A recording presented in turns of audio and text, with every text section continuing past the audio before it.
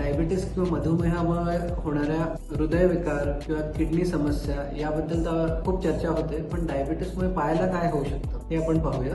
डायबिटीसमुळे पायाकडे जाणारा जे नसा आहे त्याच्यावर परिणाम होऊ शकतो. त्याच्यावर परिणाम झाल्यामुळे एकतर पायाचे सेन्सेशन म्हणजे स्पर्श करण्याची जी क्षमता आहे ती बदलू शकते आणि त्याबरोबरच फूट मेकॅनिक्स म्हणजे आपण पाऊल कसा ठेवतो याची पद्धत किंवा याचा पॅटर्न बदलू शकतो. स्पर्श न समजल्यामुळे कळत न कळत चपलेने झालेल्या जखमा किंवा खडे वगैरे किंवा छोटसे काटा वगैरे टोचून ज्या जखमा होतात त्या सगळ्या आढळतात. त्याबरोबरच पायाकडे जाणाऱ्या रक्तवाहिन्या जसे शुगरमध्ये हृदयाकडे जाणाऱ्या रक्तवाहिन्यांमध्ये प्रॉब्लेम होऊ शकतो, तसंच पायाकडे जाणाऱ्या रक्तवाहिन्यांमध्ये सुद्धा प्रॉब्लेम होऊ शकतो.